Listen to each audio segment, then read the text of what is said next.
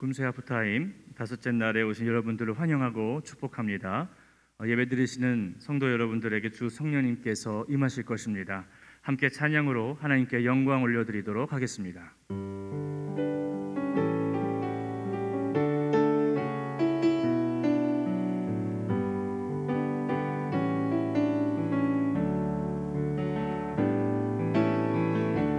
우리 모일 때 주 성령이 임하리. 우리 모일 때 주 이름 높이리. 우리 마음 모아 주를 경배할 때 주님 축복하시리.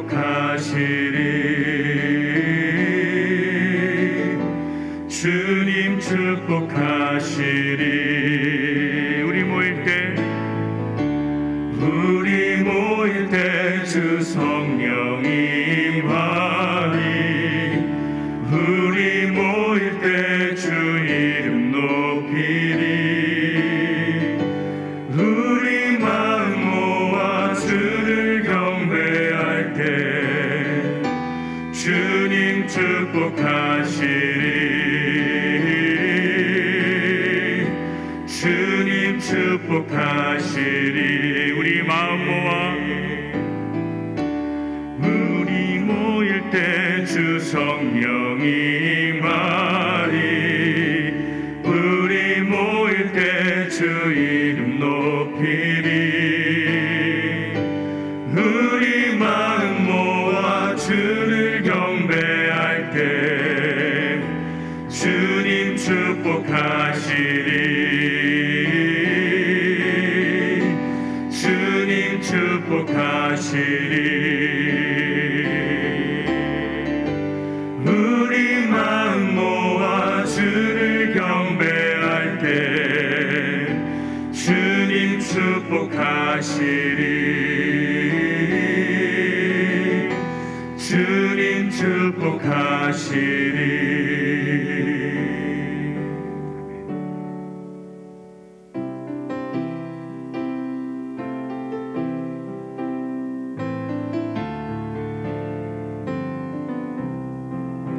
예수를 나의 구주 삼고 성령과 피로써 거듭나니 이 세상에서 내 영혼이 하늘의 영광 누리도다.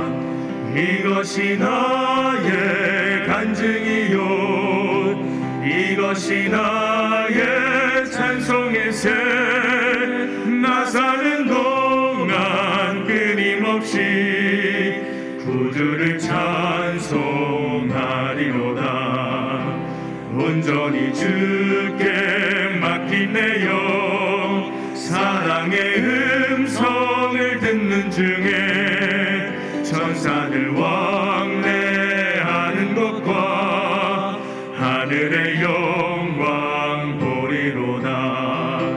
이것이 나의 간증이요 이것이 나의 찬송일세.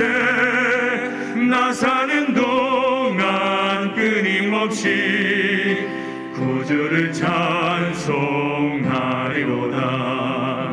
주 안에 기쁨 누림으로 마음의 풍랑이 잔잔하니 세상과 나는 간 곳 없고 구속한 주만 보이도다. 이것이 나의 간증이요 이것이 나의 찬송일세. 나 사는 동안 끊임없이 구주를 찬송하리로다.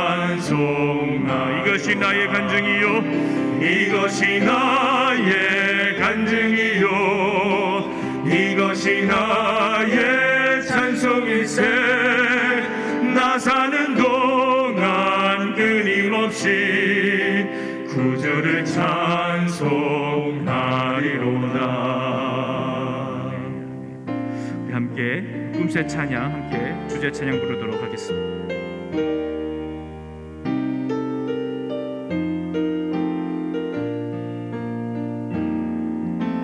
나의 마음에 주신 사랑이 있네 성령께서 내게 주신 한없는 사랑 아름다운 주의 사랑 나의 가슴에 품고 열방을 향하여 가리라.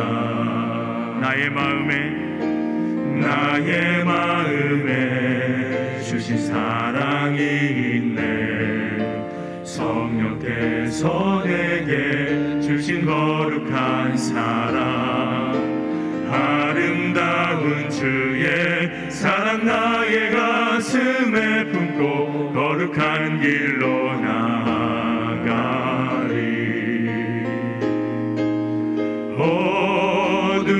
어두워져가는 저 열방 향하여 주의 빛을 비추리. 죽어가는 백성들에게 주의 복음 전하리라. 나의 택한 백성이 이 땅에 많이 있도다. 거룩하신 주님께서 말씀하시니 어찌하니 가서 전할까. 어두워져가는 저 열방 향하여 주의 빛을 비추리. 죽어가는 백성들에게 주의 복음 전하리라. 나의 택한 백성이 이 땅에 많이 있도다. 거룩하신 주님께서 말씀하시니 어찌하니 가서 전할까. 나의 택한 백성이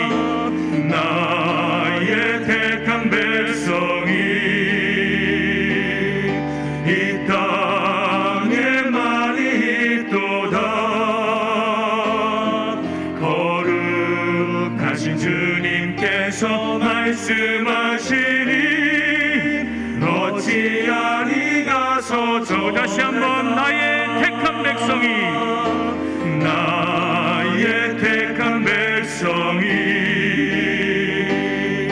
이 땅에 많이 있도다. 거룩하신 주님께서 말씀하시니 어찌하니 가서 전할까. 어찌하니 가서 전할까. 어찌하니 가서 전할까.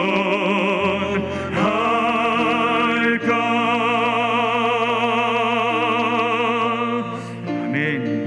우리 다시 통성으로 기도하실 때 오늘 선포되는 말씀을 통해 하나님의 손길을 체험하게 하시고 우리의 영혼이 솟아나는 역사가 일어나게 하여 주옵소서라고 우리 다 함께 통성으로 기도하도록 하겠습니다.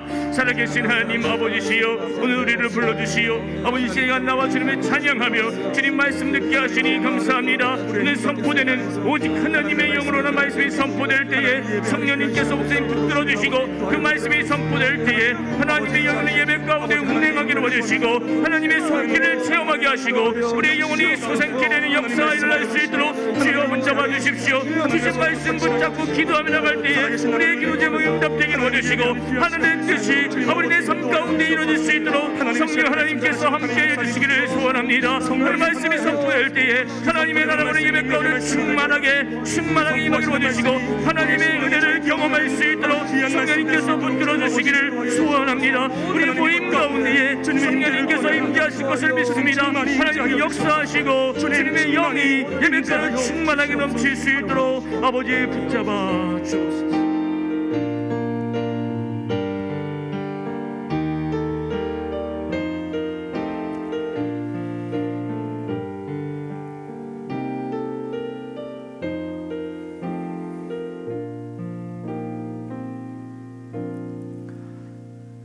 은혜와 자비가 풍성하신 우리의 아버지 하나님, 꿈새 하프타임 5번째 날, 그리고 모임으로는 6번째 예배로 저희가 주님 앞에 모였습니다.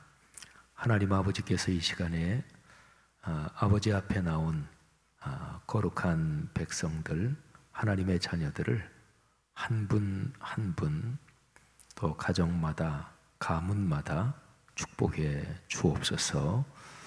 또 이 시간에 예배당에 나온 성도들, 또 가정에서 실시간 인터넷으로, 또 여러 곳에서 인터넷으로 예배의 자리에 나온 성도님들 하나님이 축복해 주옵소서.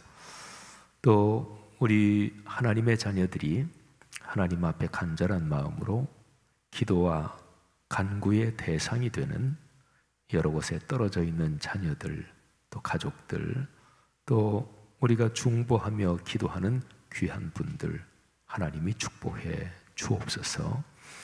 이 시간에 주님 앞에 드린 예물을 위해서 하나님 앞에 봉헌하며 기도합니다.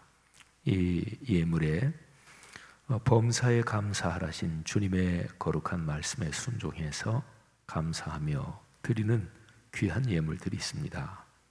또 모든 것을 하나님께 간구하며 아뢰라는 그 거룩한 말씀대로 간구하는 제목들 여기 담겨 있습니다. 거룩하신 하나님 아버지, 이 예물들 받아주시고 간구의 제목들 응답하여 주시옵소서. 하나님, 사랑 나눔 금식 헌금을 주님 앞에 바쳐 올립니다. 하나님께서 이 헌금을 통해서 희귀 난치성 질환으로 고통을 당하는 사람들, 또 이모저모로 삶에 곤고하고 처절한 어려움에서 절망하는 분들에게 우리가 그리스도의 사랑, 그리스도의 손길을 전하게 하옵소서. 하나님, 오병이어를 통해서 떡 5개와 물고기 2마리 그 작은 것을 통해서 5,000명을 먹이신 주님의 놀라운 은혜, 하나님의 기적을 저희가 기억합니다. 이 작은 예물이 오병이어가 돼서 그런 놀라운 복이 넘치게 하옵소서. 우리 사랑하는 하나님의 자녀들 한 분 한 분 가정 가문마다 또 삶의 여정에 귀한 하나님의 축복이 영육간에 넘치게 하옵소서. 감사합니다. 예수 그리스도 이름으로 기도 올립니다. 아멘. 오늘 꿈새 하프타임 6번째 설교 말씀 성경 본문 제가 봉독하겠습니다. 구약성경 스가랴서 4장 6절부터 10절까지 말씀입니다. 거룩하신 하나님의 말씀입니다. 그가 내게 대답하여 이르되 여호와께서 스룹바벨에게 하신 말씀이 이러하니라. 만군의 여호와께서 말씀하시되 이는 힘으로 되지 아니하며 능력으로 되지 아니하고 오직 나의 영으로 되느니라. 큰 산아, 네가 무엇이냐? 네가 스룹바벨 앞에서 평지가 되리라. 그가 머릿돌을 내놓을 때에 무리가 외치기를 은총이 그에게 있을지어다 하리라 하셨고, 여호와의 말씀이 또 내게 임하여 이르시되 스룹바벨의 손이 이 성전의 기초를 놓았은즉 그의 손이 또한 그 일을 마치리라 하셨나니 만군의 여호와께서 나를 너희에게 보내신 줄을 내가 알리라 하셨느니라. 작은 일의 날이라고 멸시하는 자가 누구냐? 사람들이 스룹바벨의 손에 다림줄이 있음을 보고 기뻐하리라. 이 7은 온 세상에 두루 다니는 여호와의 눈이라 하니라. 아멘. 꿈새 하프타임 6번째 설교, 오늘 설교의 주제는 스룹바벨입니다. 사람 이름이지요.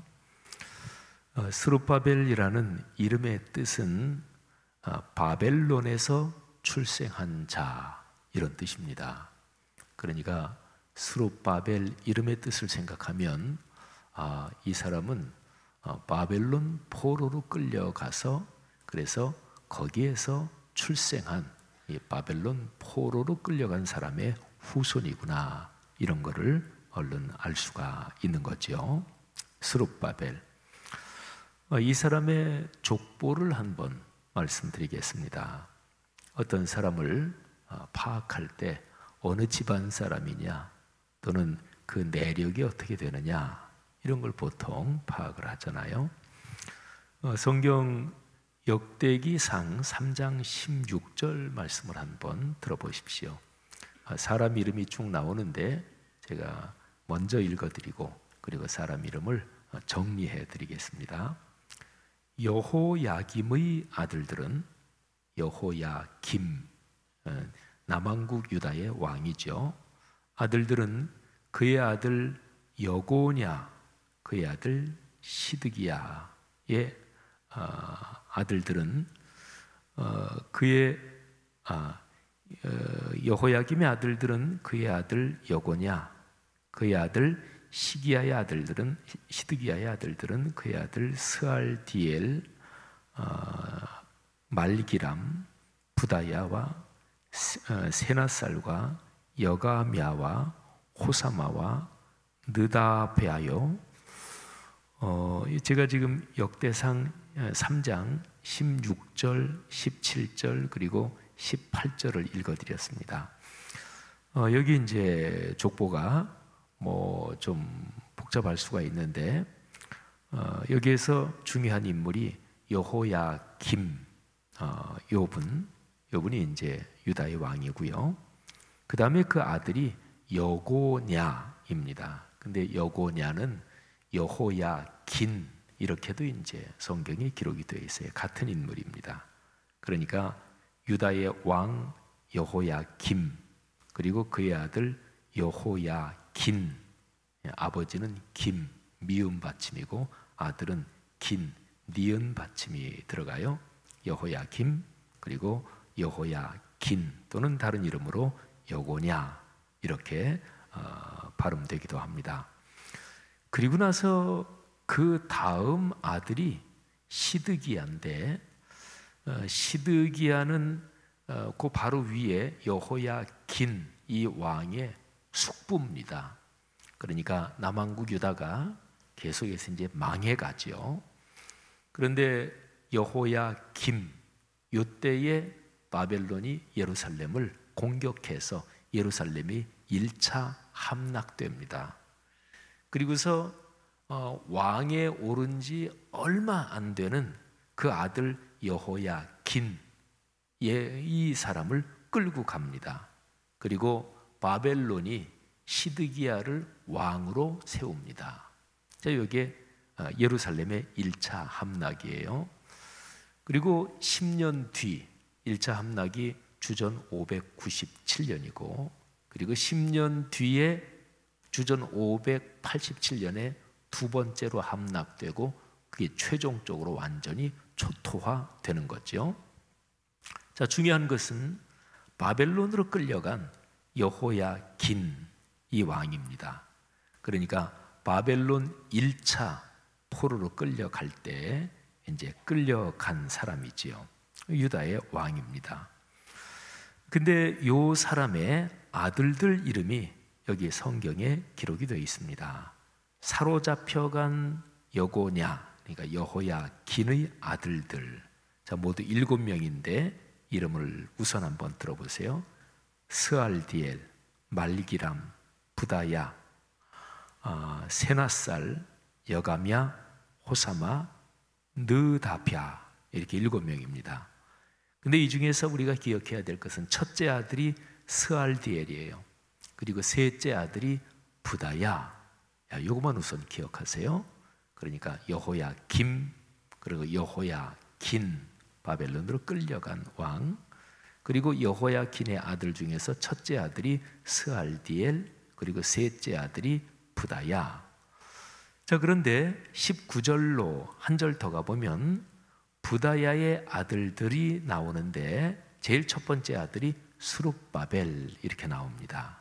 자, 족보 정리하죠. 여호야김, 여호야긴, 그리고 스알디엘, 첫째가, 셋째가 부다야인데 셋째 부다야의 아들이 스룹바벨 이렇게 돼요. 자, 그런데 우리가 지금 인물을 연구하는 게 스룹바벨인데 이 스룹바벨이 부다야의 아들로 나오잖아요. 근데 마태복음 1장에 보면 이 스룹바벨이란 인물은 예수님의 족보 가운데 등장하는 인물이에요. 근데 마태복음 1장의 예수님의 족보에서는 부다야의 아들이 아닙니다. 자, 마태복음 1장 12절을 제가 봉독하겠습니다. 바벨론으로 잡혀간 후에 여고냐는, 그러니까 여호야긴, 끌려간 왕 여호야긴은 스알디엘을 낳고 스알디엘은 스룹바벨을 낳고. 자, 좀 다르죠? 바벨론으로 끌려간 왕, 저는 이제 이거를 제 머릿속에 기억할 때 여호야긴, 이 뒤에 긴자가 붙잖아요. 근데 이 사람이 길게 삽니다. 그래서 길다. 그래서 이렇게 기억하는데 하여튼 끌려간 왕이 여호야긴, 기자 밑에 니은 받침이에요. 근데 요 사람이 아들을 낳는데 첫째가 스알디엘이고 셋째가 부다야예요. 근데 구약 성경 역대기에서는 이 사람의 셋째 아들 부다야, 거기에 아들이 스룹바벨이다 이렇게 나오는데 마태복음에는 그게 아니라 첫째 아들 장남 스알디엘의 아들이 스룹바벨이다 이렇게 나와요. 이게 왜 그럴까요? 성경학자들이 요거를 이제 이렇게 설명합니다. 유대에는, 이스라엘 민족에게는 형이 만일에 자손이 없이 세상을 떠나면 동생이 형수에게 아들을 낳아주어서 그래서 가문을 잇게 하는 그런 게 이제 구약 성경에도 기록이 되어 있습니다. 그래서 여호야긴, 끌려간 왕의 첫째 아들 스알디엘은 일찍 죽었습니다. 근데 아들이 없이 죽었어요.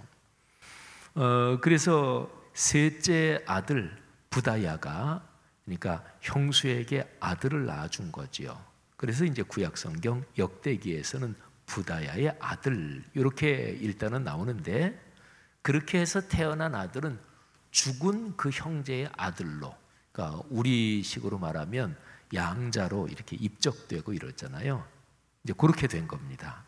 그래서 실제로 부다야라고 하는 셋째 아들의 씨지만, 그런데 첫째 아들, 죽은 형 스알디엘의 아들 이렇게 된 거죠. 자, 그러면 정리가 됐죠. 스룹바벨이라는 인물은 유다의 왕족입니다. 그러니까 그 혈통으로 보면 대단한 사람이죠. 그래서 자기 아버지 여호야김, 그리고 이제 자신 여호야긴. 근데 바벨론으로 끌려간 뒤에 아들 7을 봤으니까 굉장히 자녀가 많은 거죠, 꽤. 근데 그 중에서 첫째 아들 스알디엘 일찍 죽었지만, 그런데 그 뒤로 있는 혈통으로 스룹바벨이라는 아들이 탄생을 하죠. 그러니까 스룹바벨은 바벨론으로 끌려간 왕 여호야긴의 손자입니다. 끌려간 곳에서 태어났지만, 그런데 혈통이 유다의 왕통입니다. 근데 여호야긴 이 왕이 바벨론으로 끌려갔는데 37년 동안 감옥에 있었어요. 굉장히 오래 있었죠. 그런데 37년 후에 바벨론의 왕이 이 끌려간 유다의 왕을 복권시켜 줍니다. 바벨론은 굉장히 큰 나라거든요. 그래서 이 바벨론이 통치하고 있는 나라들이 굉장히 많았고요.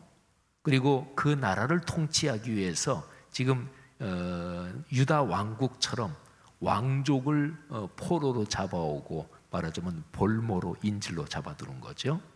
그래서 바벨론에는 유다 왕국, 이 이스라엘 민족뿐만 아니라 다른 여러 민족들의 왕족, 왕들 이런 사람들이 많이 끌려와서 있었어요. 그런데 이제 바벨론이 자기들의 통치에 잘 협조하는 그런 왕족들은 아무래도 왕족 대우를 해주고 이럴 거 아니겠어요? 그래서 열왕기하죠. 역대하가 아니라 열왕기하 25장 27절부터 30절에 보면 이 끌려간 왕 여호야긴이 그렇게 대접을 잘 받았다, 그런 구절이 기록이 되어 있습니다. 37년 만에 감옥에서 나와서 왕으로 복권이 됩니다. 그러니까 유다의 왕으로 인정을 해주는 거죠. 그리고 다른 끌려온 모든 나라의 왕 중에서 제일 대우를 잘해줍니다. 그래서 왕과 함께, 바벨론의 왕과 함께 음식을 먹게 하고, 그리고 종신토록 경제적으로 이런 걸로 부족함이 없게 해줬습니다. 그러면 생각해 보세요. 이렇게 비록 끌려갔지만 그런데 유다의 왕으로서 충분히 인정을 받고 또 대우를 받고, 이제 거기에서 이 여호야긴의 아들들이 태어나고 그 손자가 스룹바벨입니다. 그러면 이 스룹바벨은 태어나서 자라면서 굉장한 대우를 받고 그리고 자란 사람이죠. 이제 쉽게 생각하면 몰락한 왕조지만 그런데 여전히 왕족으로서 대우를 받고, 그리고 그 혈통이 면면이 이어지고, 그리고 어떤 사람을 딱 볼 때 왕족으로서 기품과 정신과 이런 게 아주 튼튼하게 살아있는 어떤 그런 인물을 생각해 보세요. 이 스룹바벨은 이런 인물이었습니다. 그러니까 스룹바벨은 어려서 자라면서 유다의 왕족으로서 그 기품과 정신적인 기계가 계속해서 이어졌다, 이렇게 볼 수 있는 인물이고요. 그리고 이 스룹바벨은 바벨론에서 고위직을 지냈습니다. 그러니까 자기 할아버지, 끌려온 왕, 그리고 이제 자기 아버지 이어가면서 스룹바벨은 이 바벨론에서 굉장히 고위직에 있었고요. 그리고 이 바벨론에서 이제 바벨론이 다 망하고 나면서 이제 페르시아가 들어섰죠. 그리고 고레스 왕이 칙령을 내리지요. 유다 민족들은 자기들 고국 예루살렘으로 돌아가서 그들이 섬기는 하나님의 성전을 지어라 그랬는데, 이 스룹바벨이 계속해서 고위직에 있으면서 이게 페르시아 제국으로도 이어지고요. 그래서 1차 귀환자들이 귀환할 때 이 스룹바벨이 유다의 총독으로 임명이 돼서 귀환합니다. 자, 이제 귀환자들의 명단을 한번 잠깐 보겠습니다. 에스라서 2장 1절과 2절 전반부까지 제가 읽습니다. 옛적에 바벨론 왕 느부갓네살에게 사로잡혀 바벨론으로 갔던 자들의 자손들 중에서 노임을 받고 예루살렘과 유다도로 돌아와 각자의 성읍으로 돌아간 자. 그리고 그 뒤부터 명단이 나와요. 모두 42,360명의 명단이, 이게 다 나오는 건 아니지만 굉장히 많은 그 명단들이 쭉 나와요. 돌아간 자 곧 스룹바벨과 예수아와. 자, 제가 여기까지만 읽었습니다. 그러니까 제일 처음에 돌아간 사람 명단이 에스라서 2장 65절까지 쭉 나옵니다. 1절부터 65절까지. 근데 제일 앞에 나오는 이름이 바로 이 스룹바벨. 그리고 예수아는 여호수아하고 같은 이름이고 같은 사람이에요. 대제사장 여호수아. 우리가 학개 또 스가랴 계속 묵상하고 있고, 지금 말라기 또 묵상하고 있고, 이제 에스라, 느헤미야, 이게 다 포로기 이후에 쓰여진 문서들입니다. 근데 거기에서 아주 중심 인물이 대제사장 여호수아죠. 여호수아, 예수아, 이게 다 이제 같은 이름이에요. 근데 제일 처음에 기록된 이름이 바로 스룹바벨입니다. 여러분, 어떤 사람의 이름들을 기록할 때 뭐 아주 그냥 막 그냥 제대로 갖춰진 문서가 아니라면 모르지만, 이름을 기록할 때 이름에 차서가 반드시 있습니다. 예를 들어서 공직자들의 이름을 기록할 때 장관도 있고 차관도 있고 국장도 있는데, 국장 이름을 앞에 기록할까요? 절대로 그런 일은 없습니다. 그러니까 어떤 문서에서 이름이 쭉 나온다, 그러면 이름 나온 순서가 아주 중요합니다. 그런데 성경 말씀에서는 특별히 이름들의 순서가 아주 엄격하고 다 이유가 있거든요.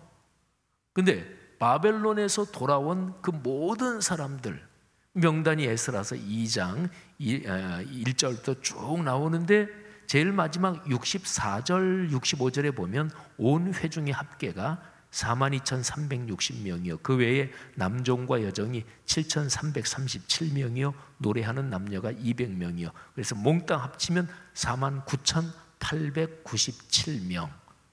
몽땅 다 이 49,000 몇 명의 이름이 다 나오는 건 아니지만 굉장히 많은 사람의 이름이 나오는데, 제일 앞에 스룹바벨. 1차 귀환자들의 무리에서 유다의 총독으로 임명이 돼서, 그래서 귀환자들을 끌고 오는 사람이 바로 스룹바벨입니다. 그러니까 이 사람에 대해서 계속 머릿속으로 상상해 보세요.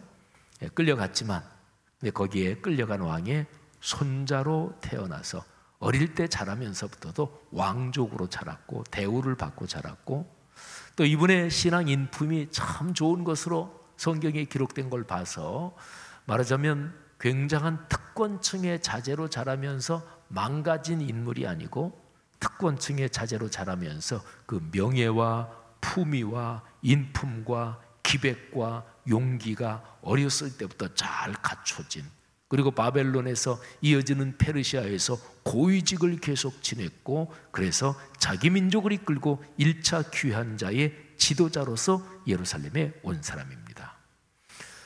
예루살렘에 귀환한 귀환자들이 제일 중심 과제가 성전 재건이었지요. 이게 이제 심장이고 목표입니다.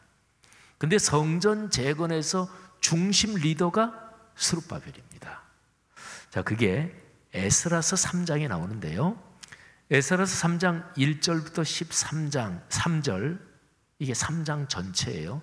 3장 전체가 1절부터 13절까지 있는데, 이 3장 전체에서 중요한 구절을 제가 읽어드리는데, 이 내용은 뭐냐면 예루살렘 성전 재건의 토대를 놓는 날, 그러니까 준공식을 하고 그리고 이제 기초석을 놓는 이제 그 장면을 여기가 기록하고 있어요.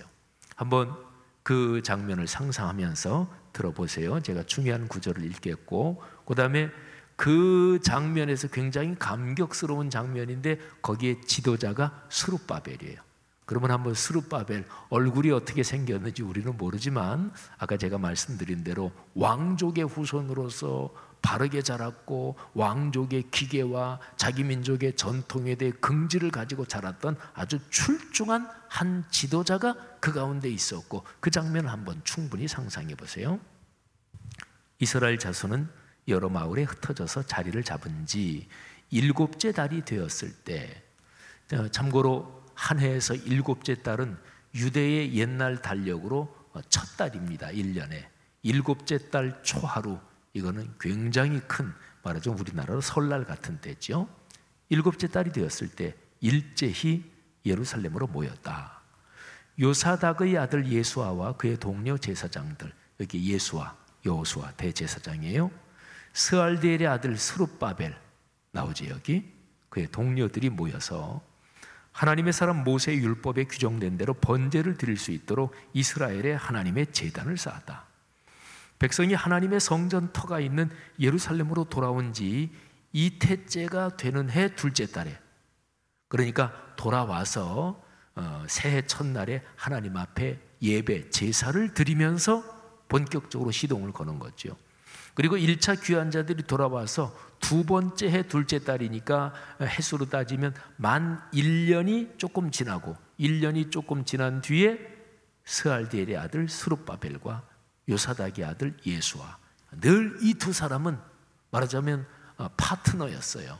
그러니까 여호수아는 대제사장, 그러니까 오늘날로 말하면 목회자 이렇게 되는 거고, 스알디엘은 유다의 총독, 그러니까 평신도 지도자 이렇게 되는 거죠. 스룹바벨과 예수아와 그들의 나머지 동료 제사장과 레위 사람과 사로잡혀 갔다가 예루살렘으로 돌아온 모든 사람이 공사를 시작하고 20살이 넘은 레위 사람을 주의 성전 건축 감독으로 세웠다. 이제 10절로 가면 집 짓는 일꾼들이 주의 성전 기초를 놓을 때에, 자, 기초를 놓는 그날 그 장면, 예복을 입은 제사장들은 나팔을 들고 레위 사람 가운데서 아삽 자손들은 자바라를 들고 이스라엘 왕 다윗이 지시한 대로 저마다 주를 찬양하려고 자기의 자리에 섰다. 그들은 서로 화답하면서 주님은 어지시다, 언제나 한결같이 이스라엘을 사랑하신다 하고 주를 찬양하며 감사의 찬송을 불렀다. 주의 성전 기초가 놓인 것을 본 온 백성도 목청껏 소리를 높여서 주를 찬양하였다. 그러나 첫 성전을 본 나이 많은 제사장들과 레위 사람들과 가문의 우두머리들은 성전 기초가 놓인 것을 보고 크게 통곡하였다. 그러니까 거기 있는 사람들 중에서 옛날 첫 성전이 있던 것, 무너진 초토화된 성전을 눈으로 봤던 나이 많은 사람들은 그게 생각이 나서 막 통곡을 하는 거예요. 통곡을 한 이유가 두 가지입니다. 하나는 그 성전 무너질 때 받았던 충격, 그리고 그 이후에 지금까지 그래도 이렇게 생명이 붙어 살아 있었는데 그 성전이 다시 재건되는 걸 보다니 그것 때문에 통곡했고, 두 번째 이유는 첫 성전에 비해서 두 번째 재건되는 성전이 초라했거든요. 규모가 작았거든요. 그것 때문에 가슴이 아파서 통곡을 한 거예요. 어쨌든 통곡하였다. 또 다른 쪽에서는 많은 사람들이 기뻐하며 즐거이 노래하였다. 환성과 통곡이 한데 뒤섞여서 소리가 너무나도 크고 시끄러웠다. 그 소리는 멀리서도 들을 수 있었으나 어느 누구도 환성인지 통곡인지 구별할 수 없었다.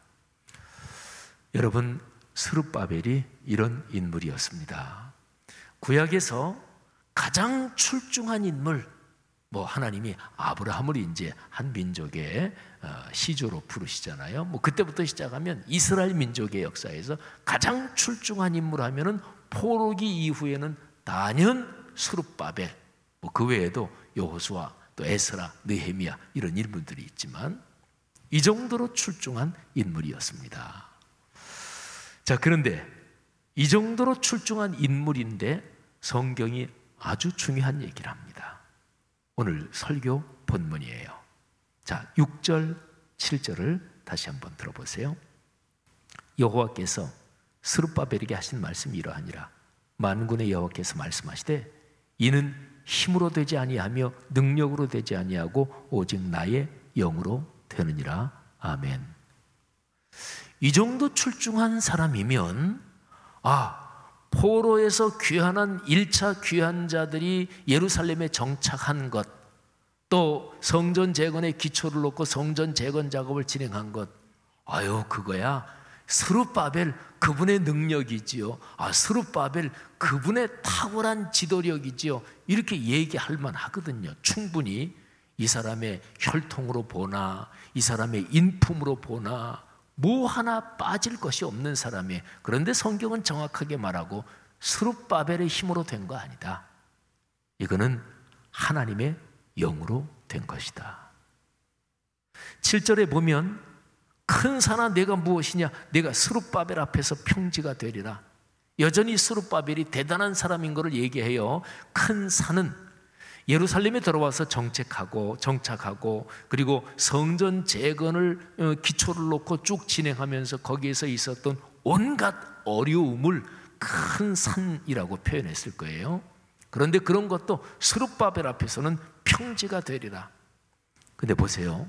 이렇게 스룹바벨이 그 온갖 산적한 문제들을 넉넉히 다 해결하고 뚫고 나간다 이 얘기를 하지만 그 뒤에 보면 그가 머릿돌을 내놓을 때에 무리가 외치기를 은총이 그에게 있을지어다 하리라.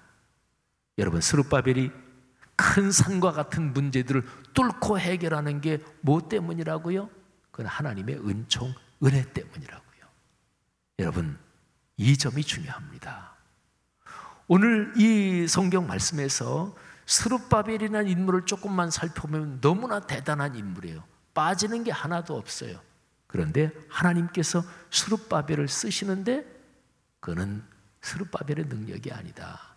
하나님의 은혜다.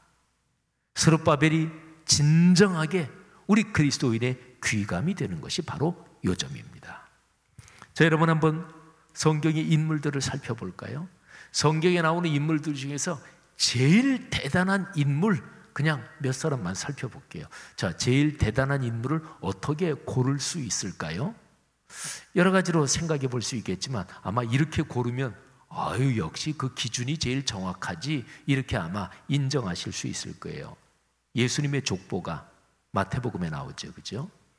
예수님의 족보에 들어간 인물들은 대단한 인물일 거 아니겠어요? 근데 예수님의 족보에 들어간 인물들 중에서도 마태복음에 40몇 명의 쭉 사람 이름이 나오는데 그런데 그 중에서도 마태복음 1장 1절에 보면 딱 3사람을 요약해요. 예수님까지 포함해서. 그게 아브라함, 다윗, 예수 이렇게 돼요. 그러면 이 3분은 그야말로 성경에 나오는 모든 인물들 중에서 가장 대단한 인물이다 이렇게 볼 수가 있겠죠. 예수님이야 하나님의 아들이시니까 예수님은 예외적인 분이시고 그러면 아브라함, 다윗 자, 2사람 보세요. 뭐 말할 것도 없이 이스라엘 민족의 역사에서는 아주 중요한 인물입니다. 아브라함은 시조고 그 민족의 처음 출발한 인물이고 그리고 다윗은 이스라엘 민족에서 가장 위대한 왕이고 그리고 이스라엘 민족이 하나님의 축복으로 회복된다 그러면 다윗 시대로 회복된다 이거를 말하고 그리고 이스라엘 민족에서 이 다윗은 메시아의 혈통이 다윗 가문에 걸려 있었습니다. 하나님이 그렇게 걸어 놓으셨어요. 자, 근데 이 두 인물의 공통점이 있습니다. 두 인물은 인간적인 약함, 연약함, 실수가 성경에 아주 분명하게 기록된 인물이에요. 아브라함의 실수 중에서 아브라함은 자기를 부르신 창조주 여호와 그 위대하신 하나님을 충분히 신뢰하지 못해서 애굽으로 내려가서 살 때 실수합니다. 거짓말을 하고 자기 부인 뺏기지 않기 위해서 그랬지만 그러니까 아브라함은 신앙이 완전히 충만한 인물이 아니었어요. 그러니까 스룹바벨처럼 흠이 없는 완전한 인물이 아니었어요. 가장 성경에서 대단한 인물인데 그 인간적인 흠이 그냥 적나라하게 기록이 되어 있습니다. 다윗 많이들 아시죠? 뭐 다윗이 얼마나 큰 실수를 범했는지 그건 우리가 뭐 그리스도인들이 다 알고 있지요.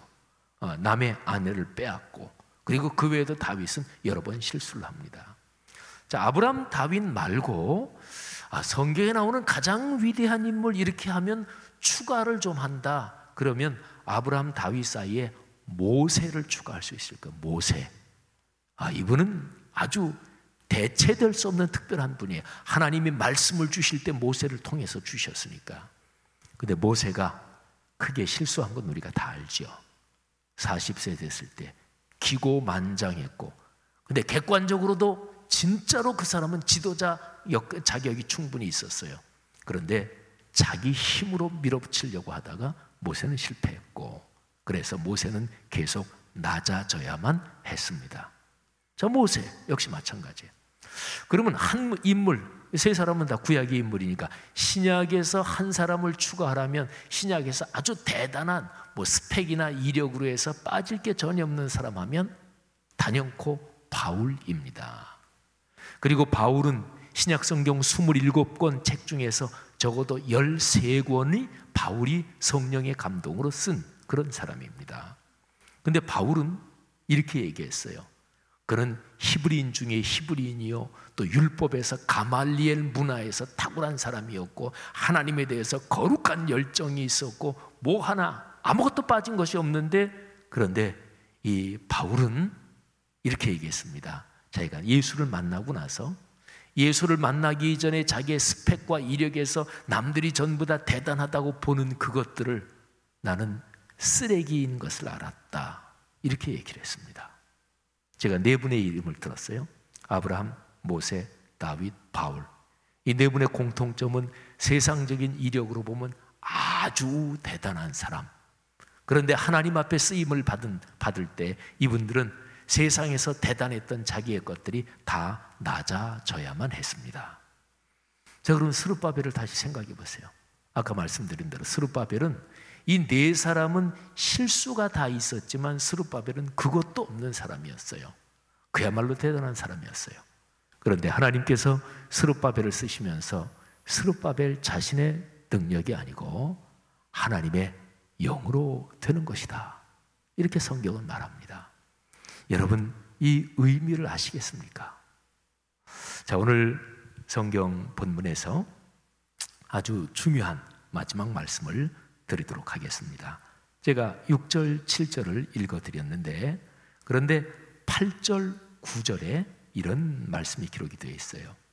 여호와의 말씀이 또 내게 임하여 이르시되 스룹바벨의 손이 이 성전에 기초를 놓았은즉 그의 손이 또한 그 일을 마치리라 하셨나니 만군의 여호와께서 나를 너희에게 보내신 줄을 내가 알리라 하셨느니라.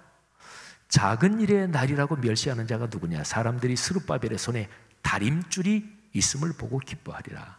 여러분, 스룹바벨이 성전에 기초를 놓았어요. 그리고 그가 그 일을 마치리라. 근데요, 구약의 역사를 보면 스룹바벨은 귀한 자들 중에서 지도자고 성전의 기초도 놓았고 성전 짓는 것도 쭉 진행하기도 했어요. 그런데 성전이 완공되고 그 성전의 기능이 모두 작동된 거는 그렇게 완성되기까지 이 스룹바벨이 한 게 아닙니다. 나중에 스룹바벨이 오고 나서 거의 100여 년 후에 바벨론에서 귀환한 사람이 또 느헤미야라는 지도자예요. 이 사람도 유대인인데 페르시아 제국에서 고위직에 있었죠. 왕의 측근이었죠. 근데 이 느헤미야가 또 열정을 가지고 와서 근데 느헤미야가 성벽을 건축해요. 그리고서 성전이 제대로 기능하지 못하고 있었어요. 그런데 성전 예배가 진행되고 노래하는 사람들 세우고 문지기 세우고 이러면서 성전이 작동되게 합니다. 완성은 그때 가서야 돼요. 스룹바벨이 한 거 아니잖아요. 그리고 스룹바벨은 구약의 역사에서 보면 어느 시점에 갑자기 사라져요. 역사의 무대에서. 그리고 성경에서 더 이상 등장하지 않아요. 그건 학자들도 또는 역사가들도 그거를 추적을 못해요. 스룹바벨이 그 뒤에 어떻게 됐나? 이게 갑자기 사라져버려요. 그러니까 여기 말씀처럼 스룹바벨이 그 일을 마친다. 이건 사실은 역사적으로 이루어지지 않은 거죠. 그래서 성경학자들은 전통적으로 이렇게 해석을 합니다. 스룹바벨은 예수 그리스도 오실 메시아 그분을 예표하는 사람이었다. 자, 거기에 관련된 구절이 구약 성경 학개서에 사실은 나옵니다.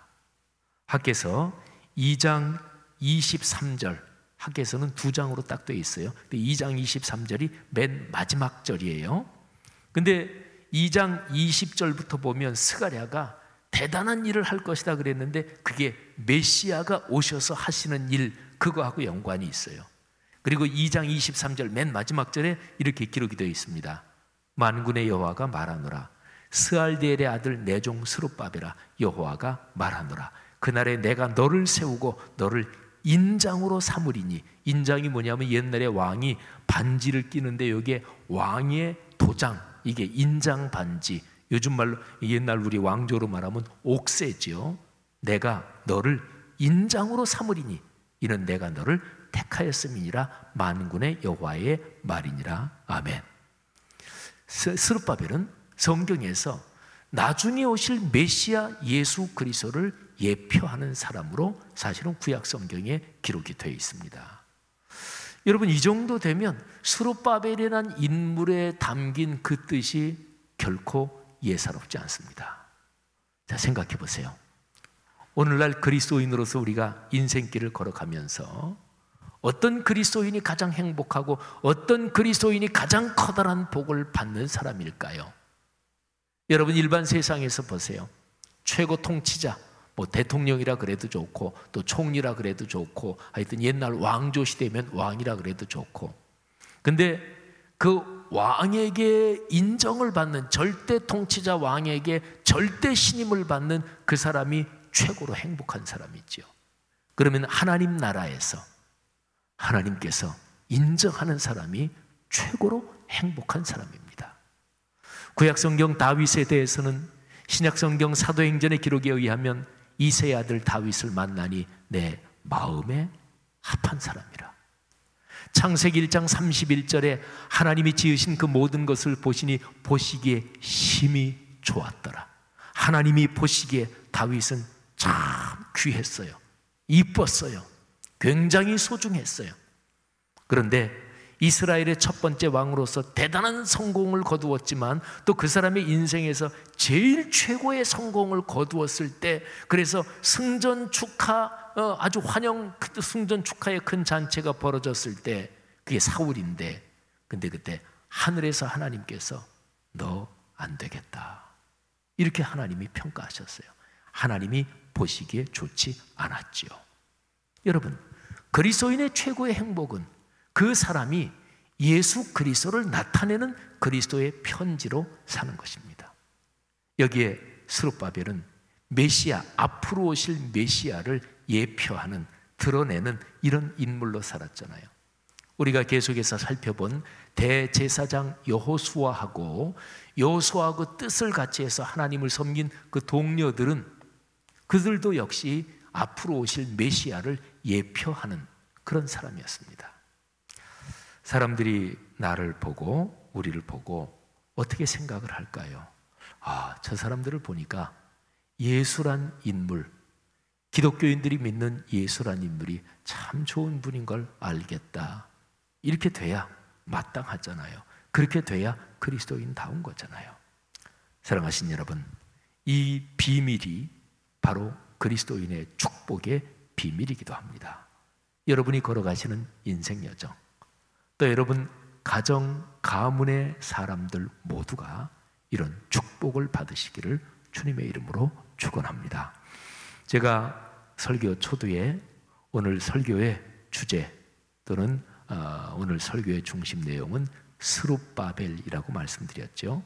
그런데 오늘 설교의 제목은 오직 하나님의 영으로입니다. 자, 오늘 설교에서 주인공이 누굴까요? 스룹바벨일까요? 예, 오늘 설교의 주제, 주인공이 스룹바벨입니다. 근데 진짜 주인공은 스룹바벨이 아니라 성령 하나님, 하나님의 영, 주님이십니다. 여러분 인생의 주인공이 누구십니까? 특별히 다른 사람보다 더 어떤 점에서 탁월하고 나은 이제 그런 경우에 그분의 인생의 주인공이 누굽니까? 우리 그리스도인은 이렇게 고백해야 되는 거죠. 주님, 제가 주인공이 아니고 주님이 주인공이십니다. 영광은 주님께서 받으셔야 합니다. 사도 바울이 고백한 갈라디아서 2장 20절이 바로 그런 말씀이지요. 내가 그리스도와 함께 십자가에 못 박혔나니 그런즉 이제는 내가 사는 것이 아니요 오직 내 안에 그리스도께서 사시는 것이라. 이제 내가 육체 가운데 사는 것은 나를 사랑하사 나를 위하여 자기 자신을 버리신 하나님의 아들을 믿는 믿음 안에서 사는 것이라. 아멘. 우리 올해 꿈송 구절에도 포함된 이 구절이 여러분과 저의 삶의 고백이 되기를 주님의 이름으로 축복합니다. 자, 우리 주님께서 하나님의 거룩한 영으로 우리의 삶을 축복하신다. 이걸 한번 가슴에 끌어안고 우리 찬송 하나 부르겠습니다. 189장 진실하신 주성령, 진실하신 주성령 성도 곁에 계시사 순례길을 갈 때에 손을 잡아주소서. 어디에나 계신 주 나를 도와주셔서 어둠 속을 헤맬 때 홀로 두지 마소서. 모든 수고 끝나고 편히 쉬기 원할 때 하늘나라 밖에는 참된 위로 없도다. 이 찬송의 맨 마지막 줄은 가사가 똑같습니다. 성령 말씀하기를 나를 따라오너라. 성령께서 우리에게 말씀하시는 거예요. 걱정하지 말고 나 따라와라. 근데 우리는 종종 우리가 앞에 가죠. 아유, 주님 그 길로 가면 안 돼요. 이쪽이 맞아요. 저를 따라오세요. 그게 아니고요, 성령을 따라가는 거죠. 우리 고백하면서 189장 부르겠습니다. 진실하신 주 성령, 성도 곁에 계시사 순례 길을 갈 때에 손을 잡아 주소서. 모든 고난 사람들 기쁜 소식 들으니 성령 말씀하기를 나를 따라오너라.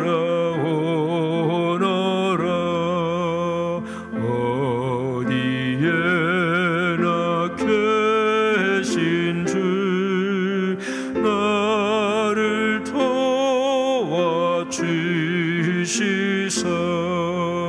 어둠 속을 헤맬 때 홀로 두지 마소서. 풍랑심이 일어나 소망 끊어질 때에 성령 말씀하기를 나를 따라오너라.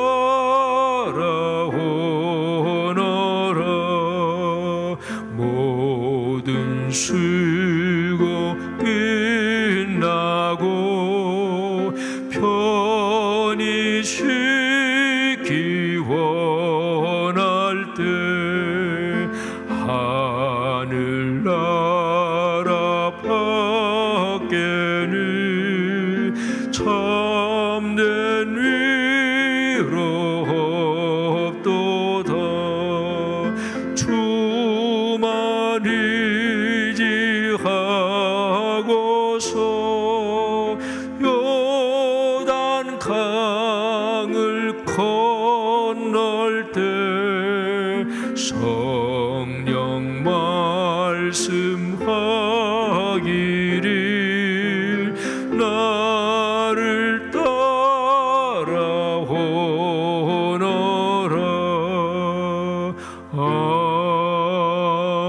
아멘. 이 시간에 조용한 음성으로 각자가 잠시 고백하겠습니다. 주님, 그렇습니다. 제가 아니고 주님이십니다. 제가 주인공의 자리에 서지 않겠습니다. 얼마나 많은 그리스도인들이 신앙생활을 오래 하면서 겸양, 겸손, 습관화된 인사치레로 자신을 포장했을까요? 그럴 때 주님은 얼마나 마음이 아파하셨을까요? 그리고 하나님 보시기에 참 귀한 그 사람이 속으로는 얼마나 많이 망가져 간 것일까요? 또 그런 게 교회의 통속적인 문화로 자리 잡으면서 교회 처음 나온 사람, 또 교회 신앙의 후배들도 잘못된 신앙 선배들의 인사치레의 겸손을 체득해가며 배우며 교회는 얼마나 힘을 잃어갔던 것일까요? 그거는 세상이 다 쓰는 방법이고 세상이 훨씬 더 탁월합니다. 교회의 길은, 그리스도인의 길은 그 길이 아니죠. 예수 그리스도께서 걸어가신 길이죠. 하나님, 제가 그 길을 걷겠습니다. 우리의 가정, 가문이 그 길을 걷겠습니다. 우리 교회가, 한국교회가 그 길을 걷게 하옵소서. 우리 잠시 한번 각자가 하나님 앞에 기도 올립니다. 하나님 아버지, 하나님 아버지, 오늘 수룹바벨을 묵상하면서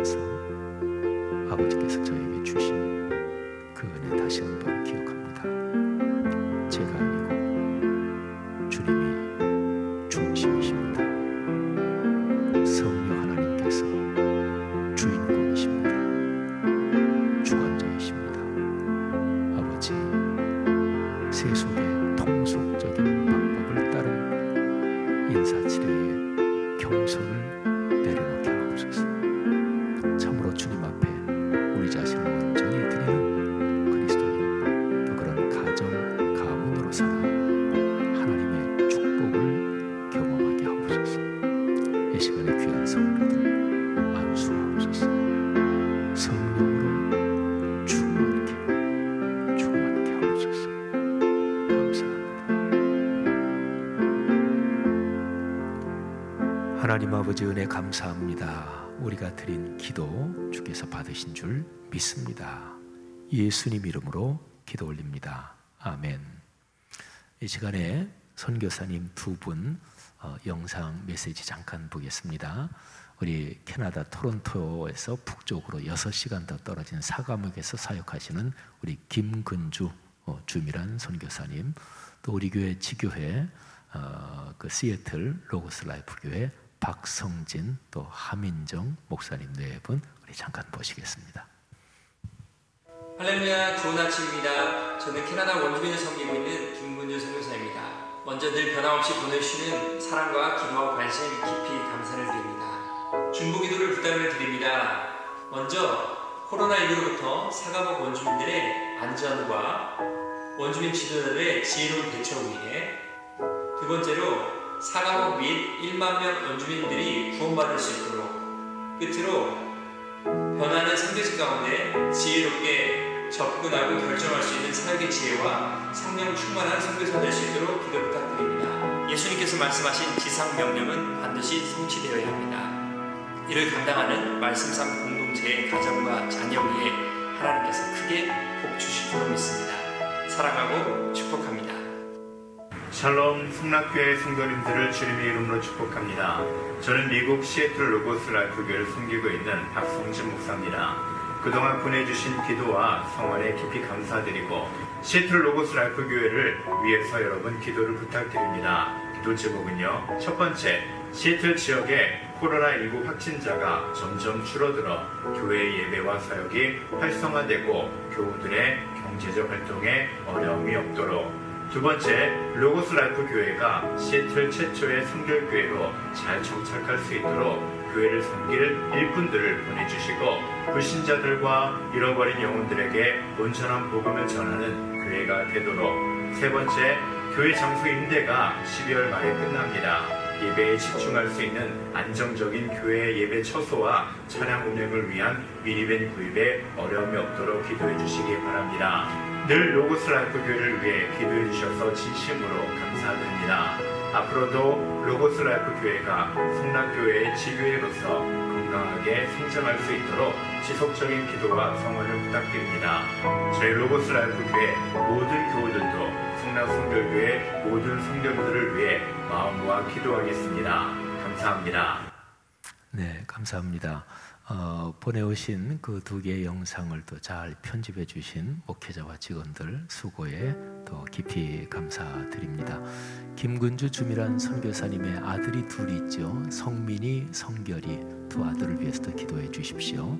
우리 북미 지역 사역을 위해서 이 시간에 중보하며 기도해 주시고요. 우리가 이번에 코로나19 상황에서 코로나19 구제 헌금을 여러분들이 해주셨지요. 그걸 가지고 사실 이 선교사님들한테 어디 마스크도 보내고 또 많지는 않지만 선교비 보내고, 근데 외국에서 사역하고 있는 그 선교사들한테는 이게 너무너무 고마운 거예요.